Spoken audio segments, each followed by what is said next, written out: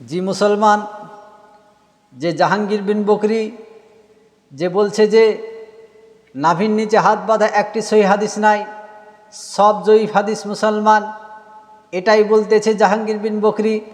জাহাঙ্গীর বিন বকরিকে আমি বলতে চাই যে এতই শখ যে মোনাজারা করার, মোনাজারার ফোনে মোনাজারা কোনো হবে না। মোনাজারা যদি করার ইচ্ছা থাকে তবে সামনে সামনে মোনাজারা হবে, কোনো অনলাইনে মোনাজারা হবে না। জি মুসলমান, যে মোনাজারা আপনার কি যে বলছে যে আমি যে একটি চ্যালেঞ্জ করেছিলাম, যে মোনাজারা করতে রাজি হয়েছে, তোমার মোনাজারা করতে যদি রাজি হয়েছ তবে মুর্শিদাবাদে চলে আসো, মুর্শিদাবাদের তোমার সঙ্গে মোনাজারা হবে। জি মুসলমান, তোমরা তো মোনাজারা করবে বলে আজ কথা দিচ্ছ, যেদিন আসছে দিন সেদিন আর তোমাদের মাঠে আর দেখতে পাওয়া যায় না। তুমি যে কোনায় লুকিয়ে থাকো, তোমাকে কেউ খুঁজে পায় না।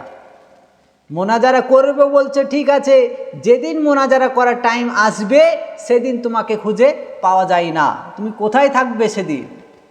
আহলে হাদিসদের কাজটাই হচ্ছে এআই, যে মোনাজারা করব বলবে কিন্তু ঠিক টাইম মতন যাবে না, মোনাজারার দিন কোথায় যাবে আপনার কি খুঁজে পাওয়া যাবে না। আহলে হাদিসদের কাজই হচ্ছে এআই। আহলে হাদিস চোররা হাদিস ঠিক মতন আপনার কি চুরি করে, হাদিসকে চুরি করে মুসলমান।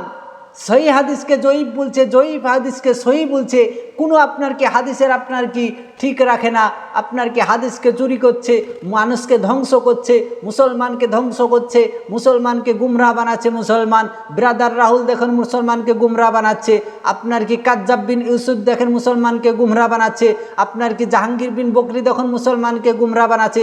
মুসলমান আজ দেখুন এদের থেকে মুসলমানকে সতর্ক থাকতে হবে, এই আহলে হাদিসদের থেকে সতর্ক থাকুন, কেননা আপনাদের ঈমানকে ধ্বংস করে দেবে। জি মুসলমান, তাহলে মুসলমানদের কাছে আমার অনুরোধ যে এই আহলে হাদিসদের কাছ থেকে দূরে থাকুন। এই আহলে হাদিস হচ্ছে একটা গায়র মুকাল্লিদ দল, এরা হচ্ছে আপনার কি, এদের দল বেশি দিন আসা হয়নি, এরা হচ্ছে গায়র মুকাল্লিদ, এদেরকে কেউ আপনারা মানবেন না, এরা হচ্ছে আহলে হাদিস। আজ আপনার কি